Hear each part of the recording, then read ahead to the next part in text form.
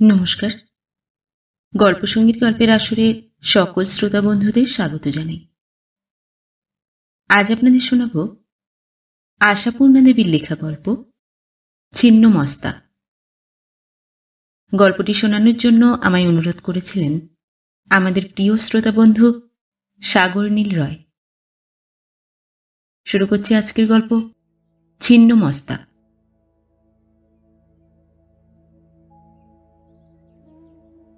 গাছের মাথা হইতে রোদ নামিয়া উঠানের কোণে পড়িয়াছে।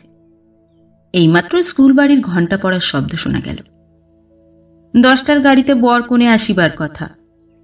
স্টেশন হইতে বাড়ি আসিয়া পৌঁছিতে খুব জোর আরও আধ ঘণ্টাই হোক, তার বেশি তো নয়। অতএব সময় আর নাই। জয়াবতী তাড়া দিতেছিলেন। আলপনা দেওয়া যে তোর আর এগোচ্ছে না মন্টি। বউ এসে কি কাঁচা পিটুলিতে পা দেবে? আলপনা শুকিয়ে ফুটফুট করবে তবে না বউ চত্বরের বাহার। মন্টি কলিকাতায় মামার বাড়ি থাকিয়া স্কুলে পড়ে। সম্প্রতি রবীন্দ্র জন্মোৎসবে আলপনা আঁকিয়া নাকি বিশেষ খ্যাতি অর্জন করিয়া আসিয়াছে। অবশ্য তাহার সহপাঠিনী মল্লিকা ঘোষ নাকি সমস্ত ক্রেডিটটা মন্টির চাঁপার কলির মতো আঙুলের ডগাগুলিকেই দেয়। কিন্তু সেটা একটা ধর্তব্যের কথা নয়।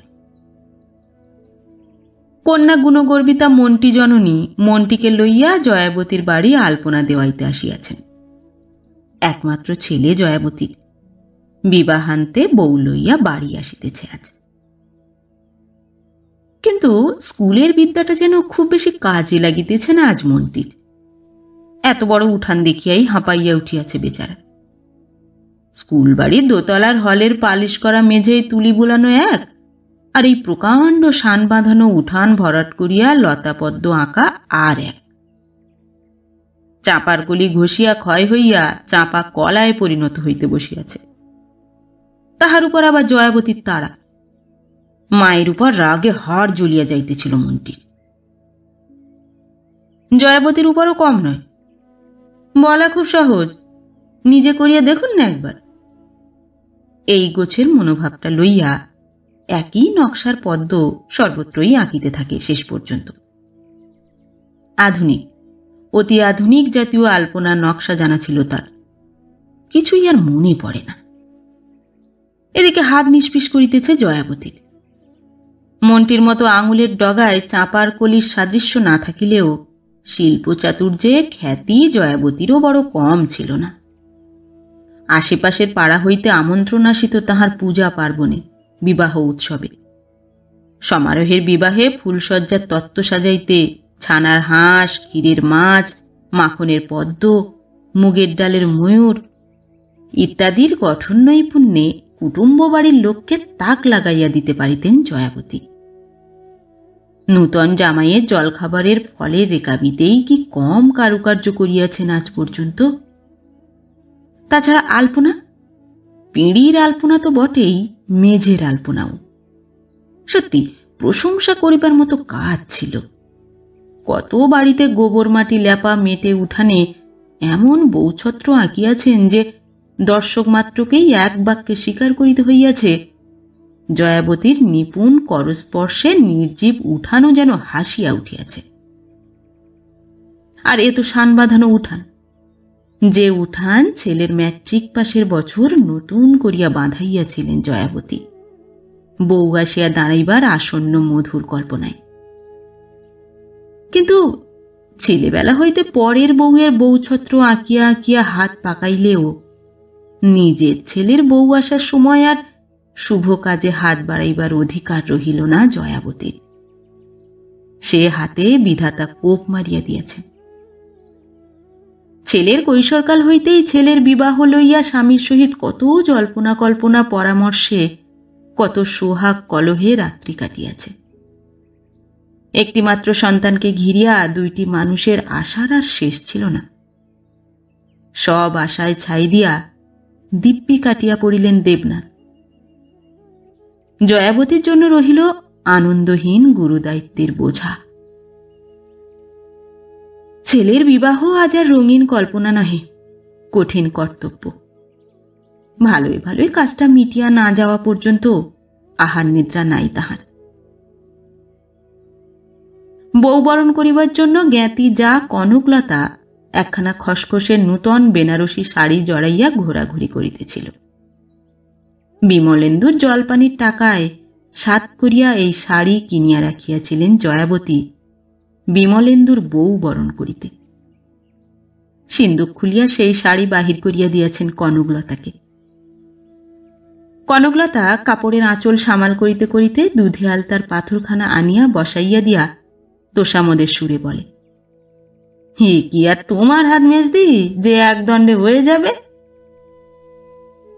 জয়াবতী মন্টির মার অপ্রতিভ মুখখানার দিকে চাহিয়া তাড়াতাড়ি বলিয়া ওঠেন, ছোট বউয়ের যেমন কথা, বুড়ো মানুষের সঙ্গে ওই ছেলে মানুষের তুলনা? এই যে অতখানি করেছে এরই মধ্যে তাই ঢের, গাড়ির সময় হয়ে গেল তাই তাড়া দেওয়া।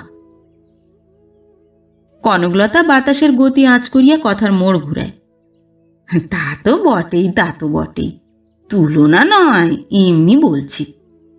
যেমন অদৃষ্ট, চিরদিন 5 জনের করে এসে এখন নিজের ঘরে চোর। আজ কোথায় তুমি নিজে এই চেলির শাড়ি পরে বউ ছেলে বরণ করে ঘরে তুলবে? থাক ছোট বউ, ওসব কথা থাক। দেখো দেখিনি দুধ ওতলানোর কি হলো, বউ দৌড়ে পা দেওয়া মাত্র যেন উথলে ওঠে। সস্তার করুণ রস আমদানি করিয়া অন্তর্নিহিত গভীর বেদনাকে খেলো করিবার প্রবৃত্তি নাই জয়াবতীর। গোছগাছ করিতে করিতেই বরকনে আসিয়া পড়ে। কেন তুমি মূর্তি হয়ে এলে, রহিলে না ধ্যান ধারণায়। কবিগুরুর লেখনী নিঃসৃত এই প্রেমিকের উক্তিটি অনায়াসেই বাঙালি ঘরের শাশুড়ি বউ সম্বন্ধে খাটানো যায়। অধিকাংশ পুত্রবতী জননীরই কি জীবনের সমস্ত স্বাদ আহ্লাদ গড়িয়া ওঠে না পুত্রের বিবাহ কল্পনাকে কেন্দ্র করিয়া? সদ্য যৌবনপ্রাপ্ত পুত্রের মাতার ধ্যানের মূর্তি কি একটি ডানাহীন পরিমূর্তি নয়? কল্পনার তো রাষ্ট্রান্বিত হয় না, তাই সেই ধ্যানের মূর্তিকে লইয়া লীলায়িত হইয়া ওঠে কত স্বপ্ন, কত সুষমা। নিজ জীবনের তিক্ত অভিজ্ঞতা সঞ্জাত প্রতিজ্ঞা দৃঢ় হয় আত্মবিশ্বাসের ভিত্তিতে। পরের মেয়েকে কেমন করিয়া আপন করিতে হয় দেখাইয়া দিবেন তিনি। করুণা হয় তাহাদের উপর যাহারা ছেলের বিবাহ দিয়া বউ কাটকি শাশুড়ি নাম কিনিয়াছে। কৃপা হয় তাহাদের উপর যাহারা কালো কোলো খাঁদা বোঁচা বউ ঘরে আনিয়াছে। পথে ঘাটে হাটে মাঠে একটি সুন্দর মুখ দেখিলেই কৌতূহল প্রবল হইয়া ওঠে তাহার কুল জাতি গোত্রের পরিচয় জানিতে। বিশেষত জয়াবতীর মতো মাত্র এক সন্তানের মার। একটি সুন্দরী মেয়ের সঙ্গে গাঁথিয়া ছেলেকে সংসারী করিয়া দেওয়াই যেন জীবনের চরম ও পরম কর্তব্য এদের। কিন্তু ধ্যানের ধারণা যখন সত্যিই মূর্তি হইয়া আসিয়া ধরা দেয়, না, কথাটা বলা ঠিক হইল না। ধরা দিলে অনেক সমস্যাই মিটিত। আধুনিক মেয়েরা স্বামীকেই বড় ধরা দেয়, তা আবার শাশুড়িকে ধরা দেয় না, শুধু মূর্তি ধরিয়া আসিয়া দাঁড়ায়, নিজ মূর্তি। পরবর্তী ঘটনাটা ধরিবার চেষ্টা আর ধরা না দিবার আক্ষেপ বিক্ষেপের সমষ্টি। তবু বিমলেন্দুর বউয়ের মতো বিয়ের কোণে আসিয়াই নিজ মূর্তি ধরার দৃষ্টান্ত আধুনিক মহলেও কম। শহুরে মেয়েকে বাগ মানাইতে পারিবেন কিনা এই সন্দেহে পল্লী অঞ্চলের মেয়ে আনিয়াছিলেন জয়াবতী। প্রতিভা আসিয়া শহরকে টেক্কা দিল। বিয়ের কোণে কে কবে শাশুড়িকে শুনাইয়া বরকে মুখ নাড়া দেয়, এই যে শুনেছিলাম এত ভালো অবস্থা, তত ভালো অবস্থা, তার খুব দেখছি বটে। বাড়িতে এমন একখানা বড় আয়না নেই যে দাঁড়িয়ে চুলটা বাঁধি। ঘর সংসার গুছিয়ে তবে ভদ্রলোকের মেয়ে ঘরে আনতে হয়, বুঝলে? বাহারের মধ্যে দরজা জানালায় ছিঁড়া কাপড়ের পর্দা ঝোলানো, দেখলে হাসি পায়। দালান ঝাড় দিতে দিতে কথাটা কানে গেল জয়াবতীর। ধাক্কাটা প্রথম, তাই চলন্ত হাতটা হঠাৎ যেন অবশ হইয়া আসে। এ পর্যন্ত এ অঞ্চলে সাজুনে গুছুনে শৌখিন বলিয়া খ্যাতি ছিল জয়াবতীর। জয়াবতীর ভাঁড়ারে প্রত্যেকটি টিন রং করা, মাফিকসই।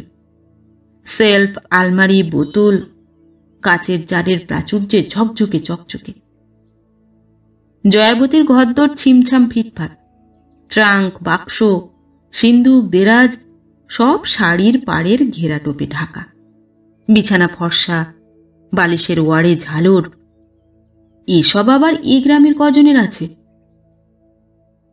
সম্প্রতি বউ আসিবে বলিয়া নিজের পুরনো আমলের ভয়েল শাড়ি কাটিয়া সমস্ত জানালা দরজায় পর্দা লাগাইয়া তো পাড়ার লোকের ঈর্ষাভাজনী হইয়াছেন। লোকে বলে, বউ আসছে বই তো রানী আসছে না, অত বাড়াবাড়ি কিসের? জয়াবতীর সেই সাধের গৃহসজ্জা দেখিয়া বড় মানুষের মেয়ের নাকি হাসি পায়। বিমলেন্দু কি উত্তর দেয় শুনিবার জন্য কান খাড়া করিয়া রহিলেন জয়াবতী, কিন্তু গলা শোনা গেল না তার। জলপানি পাওয়া গ্র্যাজুয়েট ছেলে জয়াবতীর, ক্লাস 9-এর দাপটে বোবা বনিয়া গেল নাকি? তা বোবা ছাড়া আর কি? বারে বারে প্রতিভার কণ্ঠস্বরেই তো কানে আসে। এই ওয়াজ পাড়াগাঁয়ে থাকতে হবে মনে করলেই তো আমার আত্মা পুরুষ খাঁচা ছাড়া হয়ে আসছে। কি বললে? আমাদের হুগলিও পাড়াগাঁ? বেশি বকো না। কিসে আর কিসে? হুগলিতে কি নেই শুনি? কলের জল, লাইট, ফ্যান, কিসের অভাব? বাবার যেমন কাণ্ড, বিয়ে দেওয়ার আর দেশ পেলেন না, ত্রিবেণীতে বিয়ে। আবার তো শুনছি সাংঘাতিক ম্যালেরিয়াও আছে। মরবো আর কি। চিরদিনের শান্তশিষ্ট জয়াবতীর শীতল রক্তে হঠাৎ যেন আগুন ধরিয়া যায়। যে ছেলেকে কোনোদিন উঁচু কথাটি বলেন নাই, তাহার সম্বন্ধে একটা তীব্র কটূক্তি মনে মনে উচ্চারণ করিয়া বসেন। জীব কি পক্ষাঘাতগ্রস্ত হইয়া গিয়াছে বিমলেন্দুর? তাই একটা উত্তর জোগাইল না। কি করিবেন? পর্দা ঠেলিয়া জয়াবতী নিজে তো আর ছেলে বউয়ের ঘরে ঢুকিয়া উচিত মতো উত্তর দিতে পারেন না। পারেন না বটে, কিন্তু প্রত্যেকটি কথার সমুচিত উত্তর অবিরত মনের ভিতর পাক খাইতে থাকে। পরিপাটি করিয়া ঝাঁটপাট দিয়া ঝকঝকে মাজা ঘড়াটি লইয়া ঘাটে যাইবার সামর্থ্য ও স্পৃহা দুই চলিয়া যায় যেন। এই বউ হইল বিমলেন্দুর, জয়াবতীর দীর্ঘ তপস্যার ফল, প্রায় আজীবনের আশার কুসুম।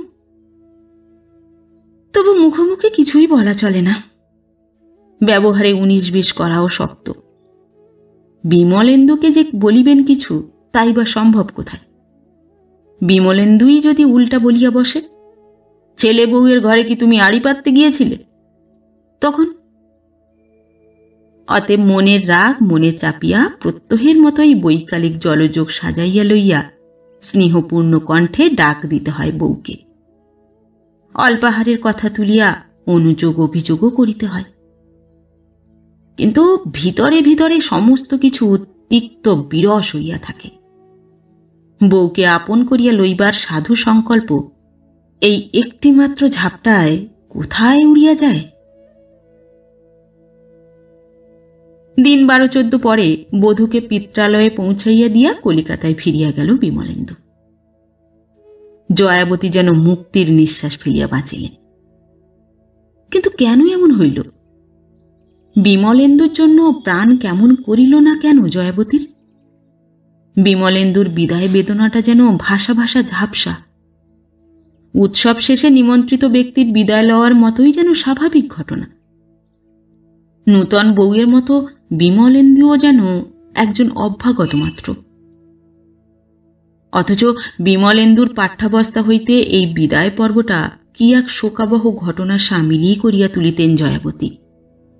3 দিন আগে হইতে কান্না শুরু হইত তাহার। এজন্য স্বামীর কাছেই কি কম তিরস্কার খাইয়াছেন? উঠিতে বসিতে উপচাইয়া পড়া সেই অশ্রু সমুদ্র কোথায় শুকাইয়া গেল আজ? 32 নারীর যে বন্ধন ছিঁড়িয়া গিয়াও মাতা পুত্রকে কোথায় যেন অদৃশ্য ডোরে বাঁধিয়া রাখিয়াছিল এতদিন, তেমনি কোনো অদৃশ্য আঘাতেই কি নির্মূল হইয়া গেল সেই বন্ধন?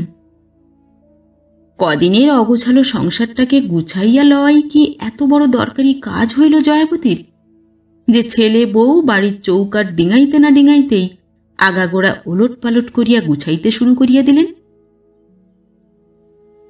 মুক্তি জিনিসটা কাম্য হইতে পারে, কিন্তু বেশ সহজ পাচ্য কি? পরিপাক করিয়া নিশ্চিন্ত থাকা যায়? মাস দুই পরে আবার নিজ হইতেই তো বউ আনার কথা তুলিত হইল। কিসের যেন একটা ছুটিতে সম্প্রতি বাড়ি আসিয়াছিল বিমলেন্দু। জয়াবতীর মনে হইল ছেলে যেন ভার ভার, মনক্ষুণ্ণ। মায়ের দিকে যে দৃষ্টিতে চাহিতেছে সে কি অভিযোগের নয়?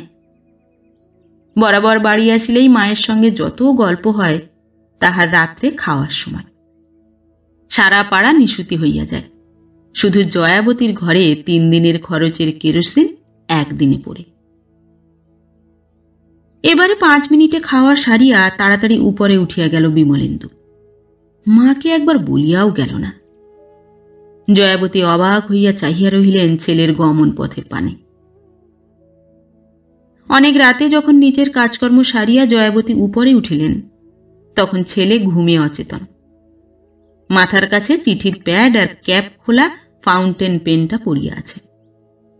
হ্যারিকেনের সামনে একটা বই আড়াল করিয়া দিয়া দিব্যি ঘুমাইয়া পড়িয়াছে।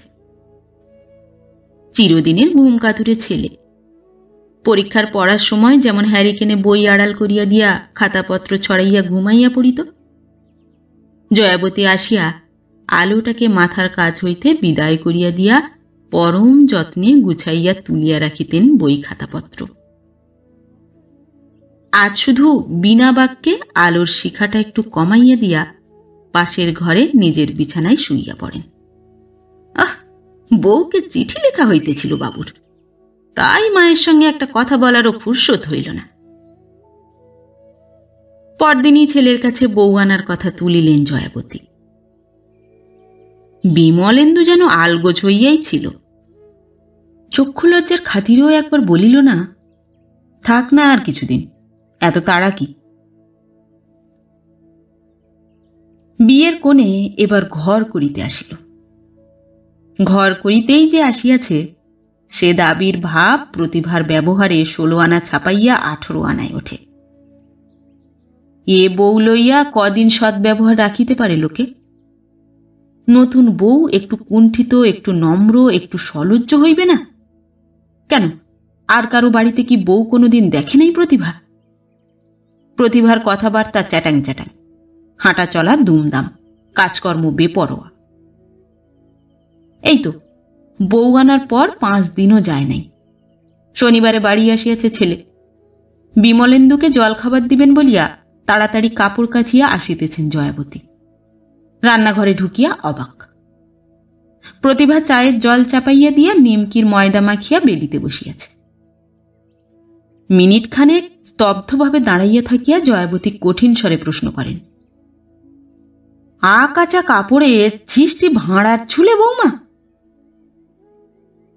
প্রতিভা খুন্তির কোণ দিয়া নিমকির গায়ে ঠোক্কর মারিতে মারিতে তীক্ষ্ণ স্বরে বলে, কাঁচা কাপড় মানে? আপনার সামনেই তো কাপড় কেচে এলাম, দেখতে পেলেন না? দেখব না কেন, কানা তো নই।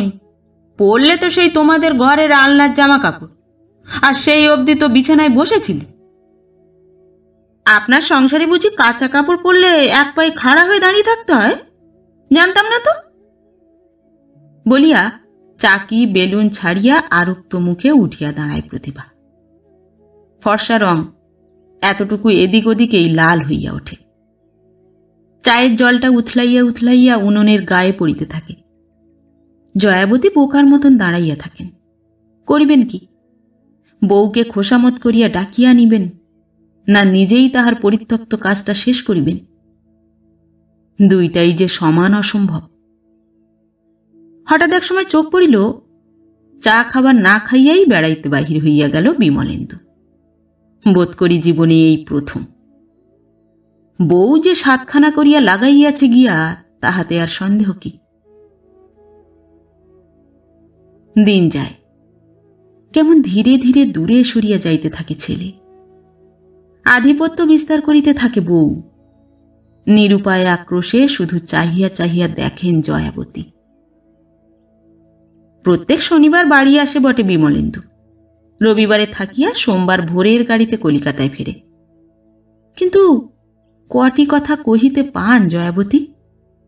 চোখে দেখিতে পান কবার? বাড়ি আসিয়া ঘরে ঢুকিবার আগে যা দুই একটা মামুলি কুশল প্রশ্ন করে, নিতান্তই দায় সারা গোছের সেটা। তারপর সেই যে ইষ্টদেবীর মন্দিরে গিয়া ঢুকিল, আর পাত্তা পাওয়া যায় না ছেলের। রাত্রি 10টায় জয়াবতী যখন বিরক্তি তিক্ত কণ্ঠে আহারের জন্য ডাক দেন, তখন নামিয়া আসে বিমলেন্দু, চুপ করিয়া খাইয়া উঠিয়া যায়। চির অভ্যাসের বশে ছেলের রসনা তৃপ্তিকর খাদ্যবস্তুগুলার আয়োজন করেন ঠিকই, কিন্তু কাছে বসিয়া মাথার দিব্যি দিয়া সবগুলি ছেলের উদরসাৎ করাইবার স্পৃহা যেন আর নাই। ভালো করিয়া না খাইলে শুধু রাগই বাড়িয়া ওঠে। একদিন তো ফট করিয়া বলিয়াই বসিয়াছিলেন, এবার থেকে তুই বাড়ি এলে বৌমাই যেন রাঁধে, নইলে তোর তো আবার খেয়ে পেটও ভরে না, ভালোও লাগে না দেখি। বিমলেন্দু কিন্তু অপ্রতিভ হওয়ার পরিবর্তে মায়ের দিকে জ্বলন্ত দৃষ্টি হানিয়া স্বচ্ছন্দে বলিয়া গেল, তোমার মন টনগুলো আজকাল কি সংকীর্ণ হয়ে যাচ্ছে, আশ্চর্য। অপমান হত কালো মুখ লইয়া বসিয়া থাকিলেন জয়াবতী। উত্তর জোগাইল না। উত্তর দিবেনি বা কাকে? ছেলে ততক্ষণ উপর কোঠায়। পাড়া গাঁয়ে পাড়া বেড়াইবার প্রথাটা রীতিমতোই আছে, বিশেষত একটা উপলক্ষ জুটিলে। কারো বাড়িতে নতুন বউ আসা তো একটা বড় দরের উপলক্ষ। বউ কেমন হইল এই কৌতূহল লইয়া পাড়া ঝাঁটাইয়া মহিলার দল বেড়াইতে আসেন জয়াবতীর বাড়ি। অপরের কাছে জয়াবতী খেলো হইতে রাজি নন, তাই বউয়ের তিনি প্রশংসাই করেন। কিন্তু অন্তঃসারহীন কৃত্রিম সেই ভাষা বুঝিয়া ফেলিবার মতো বুদ্ধি এদেশের 12 বছরের মেয়েটিরও আছে। জয়াবতীর কাছে জ্ঞাতব্য তথ্য সব সংগ্রহ করিয়া অবশেষে তাহারা আবার উপরে উঠিয়া বউয়ের ঘরেও উঁকি মারিতে যান। সেখানেও তথ্য সংগ্রহ হয় কিছু। পাড়ার লোক বেড়াইতে আসিলে তাহাদের সম্মানার্থে যে নিচে নামিয়া আসিয়া আসন পিঁড়ি দিবে এত গরজ পড়ে নাই প্রতিভার। তবে উপরে কেউ উঠিয়া আসিলে গুছাইয়া গল্প করিতে আপত্তি নাই তাহার। জয়াবতীর দুর্ব্যবহারের পরিচয় দিবার জন্যও তো শ্রোতার প্রয়োজন। শ্রোতারাও অবশ্য শুনিতে অরাজি নয়। শুনিয়া আবার জয়াবতীর কাছে আসিয়া গালে হাত দিয়া বিস্ময়ের অভিনয় করিতেও তো মজা আছে। বউয়ের তো খুব সুখ্যাতি করিস, শুনেছিস তোর বউয়ের কথা? কথাটি বলিয়া লাহিড়িদের বড়গিন্নি আঁচলের কোণ খুলিয়া দোক্তার কৌটাটি বাহির করে। জয়াবতী নিস্পৃহ ভাব বজায় রাখিবার চেষ্টা করিয়া বলেন, কেন, কি বললে? শুনলে তুই রেগে মরবি মেজবু, তবে আমাদের শুনলে কষ্ট হয়। আহা, একটা মাত্র ছেলের বউ, মনের মতন না হলে কি কম দুঃখের কথা? জয়াবতী উদাসভাবে বলেন, আর দিদি, মনই নেই তা মনের মতন। সেই একজনের সঙ্গে সবই চিতায় গেছে, এখন ওরা ভালো থাকলেই ভালো। আহা, তা তো বুঝলাম, তবু বেঁচে থাকতে হলে সবই চাই। বেটার বউ এসে কোথায় একটু দেখবে শুনবে তা নয়, বউ যেন মানোয়ারি গোরা। আমি কোথায় ভালো মানুষই করে বললাম, হ্যাঁ গা বাছা, আজ একাদশীর দিন, ঝি আসেনি, শাশুড়ি খেটে মরছে, তুমি বরং বাসন কখানা মাজলে পারতে। মুখ ঝামটা দিয়ে বললে কি, কে জানে কবে কি তিথি নক্ষত্র পড়ছে, পাঁজি পুঁথি নিয়ে তো বসে নেই, আমার কাজ ওনার পছন্দ হলে তো। শোনো দেখি কথা। জয়াবতী অবশ্য অনেক শুনিয়াছেন, তবু অপরের সামনে দোষারোপে জ্বলিয়া উঠিয়া বলেন, হ্যাঁ, এখন তো ওই বদনামি হবে। আমার ভেড়াকান্ত ছেলেকেও তাই বুঝিয়ে পায়ের উপর পা তুলে 24 ঘন্টা উপরতলায় বসে আছেন, কুটোটি নাড়েন না। পছন্দ মতন কাজ করলেই পছন্দ, কাজ দেখলে গা জ্বলে যায়। চেষ্টাকৃত ভদ্রতার আবরণ খসিয়া পড়ে। কেন, কি দায় পড়িয়াছে জয়াবতীর বউয়ের সুনাম রাখিতে? বউ যদি পাড়ার লোকের কাছে নিন্দা করিয়া বেড়ায় তাহার? লাহিড়ী গিন্নি গভীর পরিতাপের ভঙ্গিতে গালে হাত দিয়া বলিয়া ওঠেন, হ্যাঁ রে, বিমল যে তোর সোনার ছেলে, সে কিছু বলে না? তেমন শ্যাকরার হাতে পড়লে সোনাও লোহা হয়ে যায় দিদি। কি জানি বাবা, কলিকাল আর কাকে বলেছে। আহা, 5টা 7টা নয়, একটা ছেলে। বউ ঘরে ঢুকতে না ঢুকতে পর করে নিলে। মরে যাই, চিরদিনের ভালো মানুষ, তোর কপালে এত দুর্ভোগ। লাহিড়ী গিন্নি বোধহয় সহজে থামিতেন না। এমন মনোহর পরিবেশটি গড়িয়া উঠিয়াছিল। আসর মাটি করিয়া দিল নাতনি লাবণ্য আসিয়া, দিদিমা শিগগির চলো, বাবা এসেছে, মামিমা তোমায় ডাকছে। যত মুখরোচক আলোচনাই হোক, জামাই আসিয়াছে শুনিয়া আর বসিয়া থাকা চলে না। লাহিড়ী গিন্নি উঠিয়া পড়েন। উঠিতে পারেন না জয়াবতী। হাতের ঘড়া ঘটিটার মতোই নিশ্চল হইয়া বসিয়া থাকেন। আবরণ জিনিসটা একবার খসিয়া গেলে অবস্থাটা হইয়া ওঠে মারাত্মক। চক্ষু লজ্জার বালাই আর থাকে না কোনো পক্ষেরই। জয়াবতী প্রায় প্রত্যহই কাঁদিয়া কাটিয়া পাড়ার কারুর না কারুর বাড়ি বেড়াইতে যান, আর মনের ভার লাঘব করিয়া আসেন। প্রতিভা বাড়িতেই সমব্যথী জুটাইয়া আনিয়া সারা দিন শাশুড়ি চরিত আলোচনান্তে পরন্ত বেলায় উঠিয়া চুল বাঁধে, গা ধোয়, পরিপাটি করিয়া সাজিয়া ছাদে গিয়া বসে, নয়তো বরকে চিঠি লেখে। জয়াবতী আসিয়া দুমদাম করিয়া সংসারের কাজ করেন, আর বউকে শুনাইয়া শুনাইয়া রূঢ় মন্তব্য প্রকাশ করিতে থাকেন। বউ কখনো অগ্রাহ্য ভরে ঠোঁট উল্টায়, কখনো পাল্টা একটা কটু মন্তব্য করে। তবু সব সহ্য হয়, সহ্য হয় না বিমলেন্দুর পরিবর্তন। আজকাল আর মায়ে ছেলের কথাবার্তা নাই বলিলেই চলে, গুম হইয়াই থাকে বিমলেন্দু। অথচ বউয়ের সঙ্গে যে গল্প ফুরাইতে চায় না, সেটা তো চোখে পড়ে অহরহ। মা বলিয়া সমীহ করে না কেউ। তাছাড়া আরেকটি বদ অভ্যাস সৃষ্টি হইয়াছে জয়াবতী। ছেলে বউয়ের ঘরের জানালার ধারে কাছে কোনো একটা কাজের ছুতোয় দাঁড়াইয়া পড়া। হায়, কেন জয়াবতীর এত অধঃপতন? সুখ তো তাহাতে নাই, বরং দুঃখই বাড়ে। ঘরের জানলায় কান্না পাতিলে কি একথা শুনিতে পাইতেন জয়াবতী?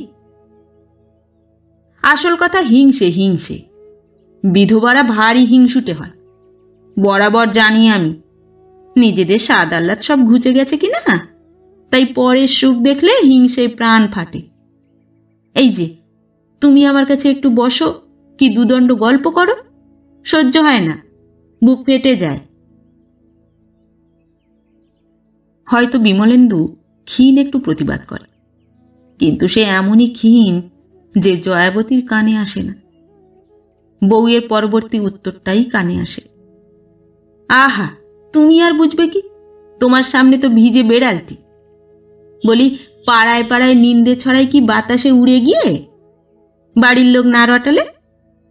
এত বলি, মরে যাচ্ছি, কলকাতায় নিয়ে চলো আমায়। আমিও তো খুঁজে মরে যাচ্ছি গো প্রতিভারানী, বাড়ি পাচ্ছি কই। কে বলিল কথাটা? বিমল। জয়াবতী বাঁচিয়ে আছেন তো, সজ্ঞানে সুস্থ মস্তিষ্কে? আরও বাঁচিবার প্রয়োজন আছে? তবু ভাত বাড়িয়া খাইতে ডাকিতে হয়। এই দুর্গতি জয়াবতীর। বাড়িতে আর তৃতীয় ব্যক্তি নাই যে ডাকিয়া দিবি। অবশ্য ডাকেন বলিয়া যে সে ডাক স্নেহে বিগলিত এমন নয়। স্বভাব বহির্ভূত স্বরে কথা কহিতে দেখা যায় আজকাল জয়াবতীকে। কি গো, বড় মানুষের মেয়ের ভাত টাত খাওয়ার ফুরসত হবে, নাকি বাঁধি হাড়ি নিয়ে বসে থাকবে বেলা 12টা অবধি? তাই এহেন সম্বোধনে যাকে ভাতের থালার গোড়ায় আসিয়া বসিতে হয়, মেজাজ তাহারই বা ভালো থাকিবে কোন হিসেবে? প্রতিভাও সশব্দে আসে, ভাত তরকারি ফেলিয়া ছড়াইয়া যথেচ্ছভাবে খায়, উপকরণের ত্রুটি ধরিয়া বিদ্রূপের হাসি হাসে। তাহার বাপের বাড়িতে নাকি 3 রকম মাছ রান্না না হইলে পাতের কাছেই আসে নাকি। ভাতের চাইতে তরকারির পরিমাণ বেশি না হইলে যে আবার খাওয়া যায়, বিয়ের আগে নাকি জানাই ছিল না প্রতিভা, ইত্যাদি। এমনই কি একটা মন্তব্যের পরদিন জয়াবতী প্রতিভার ভাত বাড়িয়া দিয়া থালার পাশে একটি কাশি সজনে খাড়া চচ্চড়িয়া নিয়ে বসাইয়া দেন। এটা কি হলো? প্রতিভার তীক্ষ্ণ প্রশ্নে আজকাল তেমন আহত হন না জয়াবতী। সমান তীক্ষ্ণ সুরে তিনিও বলেন, তরকারির অভাবে কষ্ট করে খাবার তো দরকার কিছু নেই বৌমা, বেশি খেলেই রাঁধবো বেশি বেশি। প্রতিভা হাতের উল্টো পিঠের সাহায্যে পাত্রটা খানিকটা দূরে ঠেলিয়া দিয়া বলে, তা বলে বিধবা বুড়িদের মতন গাদা গাদা চচ্চড়ি খাবার এত শখ নেই আমার। নামিয়ে দিয়ে নষ্ট করলেন কেন? রাখলেই পারতেন নিজের জন্যে, আপনার লোভের জিনিস। কি কি বললে বৌমা? আহত জন্তুর মতো একটা বিকৃত চিৎকার বাহির হয় জয়াবতীর কণ্ঠে। দুঃসহ স্পর্ধার এই নূতন রূপ দেখিয়া সমস্ত শরীর যেন থরথর করিয়া ওঠে।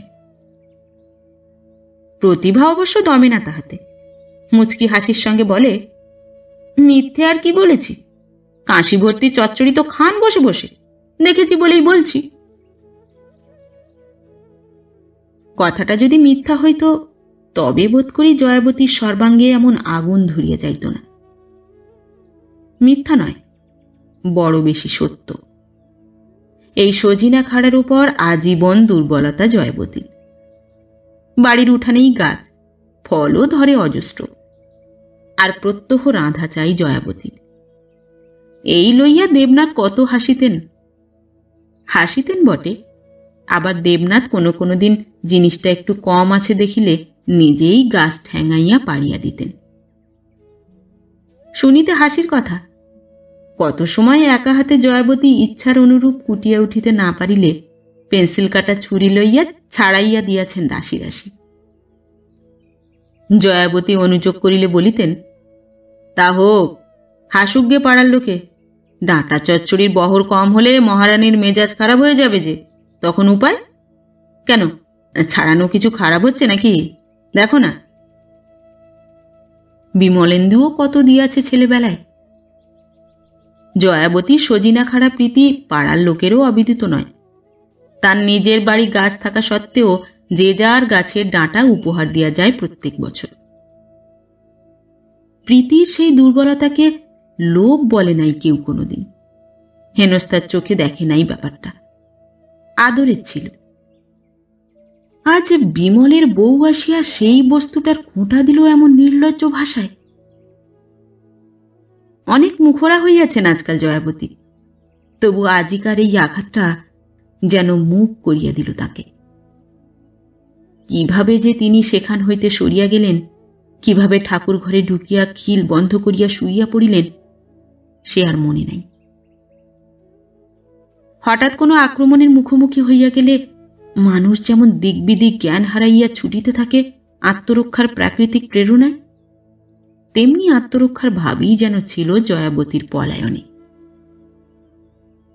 কিন্তু অমন আছড়াইয়া পড়িয়া নালিশ জানাইলেন তিনি কাহার কাছে? ঘোর সংসারী জয়াবতী এমন আকুল হইয়া কবে ডাকিয়াছেন ঠাকুরকে?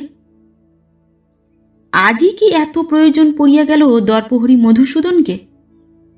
তাই অনবরত মাথা কুটিতে থাকেন তাহার উদ্দেশ্যে। কিন্তু মধুসূদনের এত প্রখর শ্রবণ শক্তির প্রমাণই বা কবে কে পাইয়াছে? বধির বলিয়াই তো চিরদিনের দুর্নাম তাহার। আজ জয়াবতীর আবেদনটাই এত তাড়াতাড়ি কানে ঢুকিয়া গেল। আর আশ্চর্য, প্রতিভার মতো একটা তুচ্ছ প্রাণীর দর্পচূর্ণ করিতে একেবারে গদাটারই প্রয়োজন হইল বীরপুরুষের। বিরাট সেই গদাটা যে প্রতিভার দর্পের সঙ্গে সঙ্গে আবেদনকারিণীর পাঁজর কখানাও চূর্ণ করিয়া বসিবে সে বোধ রহিল না, এমনই বেহুশ।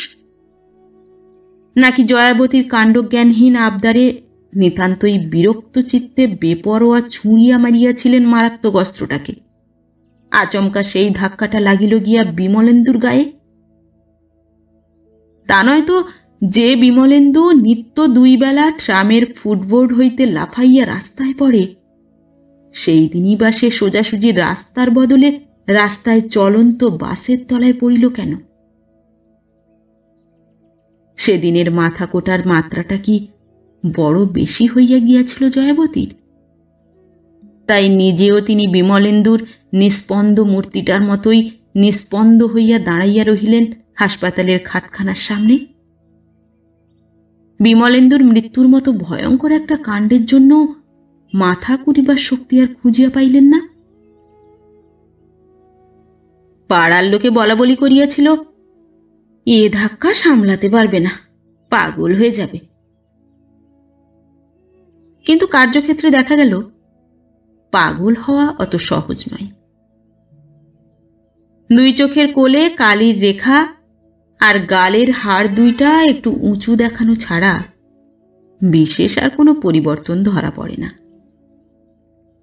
আবার একদা দেখা গেল শীত পড়িতে না পড়িতেই চির অভ্যাসবশে রোদে পিঠ দিয়া বড়ি দিতেছেন জয়াবতী।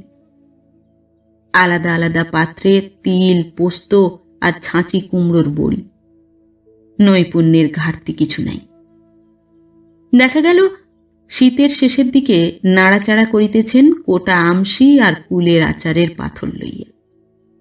দেখা গেল কুয়োর জলে ডাল আধসিদ্ধ থাকিবার ভয়ে মাজা চকচকে পিতলের ঘড়াটা লইয়া ঘাটের জল আনিতে। এই তো উঠানের মাচা হইতে লকলকে কুমড়ো ডাঁটার ডগা কাটিয়া কাটিয়া চুপড়ি বোঝাই করিতে দেখিলাম আজ। অতএব অনায়াসেই কল্পনা করা যায় ভাঙা পাথুরিখানায় করিয়া সর্ষে বাটা, লঙ্কা বাটা আর পোস্ত বাটা সাজাইয়া লইয়া দিব্য গুছাইয়া রান্না করিতে বসিয়াছেন জয়াবতী। তা পৃথিবীর নিয়মিত এই, পাঁজর ভাঙিয়া গেলেও অনুষ্ঠানে ত্রুটি হয় না মানুষের। এখনো অবশ্য প্রতিবার ভাত বাড়িয়া আহারে তাগিদ দিতে ডাকাডাকি করিতে হয় জয়াবতীকেই। তৃতীয় প্রাণী আর কই? তৃতীয় প্রাণী আবির্ভাবের সমস্ত সম্ভাবনা পর্যন্ত তো মুছিয়া দিয়া চলিয়া গিয়াছে বিমলেন্দু। চকচকে কালো পাথরের বড় থালায় পরিপাটি করিয়া সাদা ধবধবে আতপ চালের অন্ন বাড়িয়া রাখিয়া জয়াবতীই ডাকেন, বৌমা, অ বৌমা, নেমে এসো মা, মুখে 2টো দিয়ে যাও। কণ্ঠস্বরে মমতার মাত্রাটা বড় বেশি পরিস্ফুট হইয়া ওঠে না?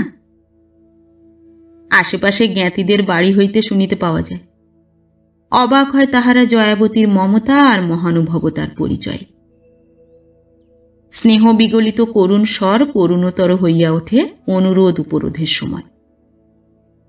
পাখা হাতে করিয়া কল্পিত মাছি তাড়াইতে তাড়াইতে বলেন, খেতে পারছি না বললে চলবে কেন মা? শরীরটাকে তো রাখতে হবে। ভালো জিনিস খাওয়ার বরাত তো ঘুচিয়েছেন ভগবান। পোড়া বিধবার গুচ্ছির শাক পাতা ডাঁটা চচ্চড়ি না খেয়ে উপায় কি? ভাত কটা ফেলে উঠো না মা, বরং আর 2 কাছা ডাঁটা দি। মহিলা সমাজের চিত্তজগতে প্রতিবেশীর ঘরের সদ্য বিবাহিতা বধূর আচার ব্যবহার যতটা কৌতূহলকর, সদ্য বিধবার আহার বিহারটা তার চাইতে কিছু কম নয়, হয়তোবা বেশি। কাজেই প্রায় ঠিক আন্দাজ মতো সময়ে জয়াবতীর বাড়িতে আবির্ভূতা হন কনকলতা লাহিড়ী গিন্নি মন্টির মা। ইহাদের মুখপানে চাহিয়া করুণ নালিশ জানান জয়াবতী, এসো দেখো ভাই খাওয়ার দশা। তাই তো বলি বৌমাকে, মরবার তো পথ নেই মা, বেঁচে থাকতেই হবে চিরকাল। বিধবার পরমায়ু মারকণ্ডের পরমায়ু, না খেলে চলবে কেন? কচু ঘেঁচু শাক পাতাই খেতে হবে গুচ্ছির, যেমন কপাল। সমস্বরে সায় দেন সমাগতার দল। জয়াবতীর দুঃখেই শুধু বিগলিত হন না তারা, বিগলিত হন জয়াবতীর করুণ হৃদয়ের পরিচয়। আর কেউ হইলে হয়তো বা অপয়া রব তুলিয়া বিদায় করিয়াই দিত বউটাকে। আচ্ছা, জয়াবতীর কণ্ঠস্বরটাই শুধু কানে ঢোকে তাঁদের? দৃষ্টি পড়ে না মুখচ্ছবির পানে? কণ্ঠস্বরে মমতার যে প্রস্রবণ বয়, চোখের দৃষ্টিতে কি আছে তাহার স্নিগ্ধ ছায়া? আছে চোখের দৃষ্টিতে আর ঠোঁটের কোণের অতি সূক্ষ্ম রেখায় লুকানো বিষাক্ত হাসির আভাসে?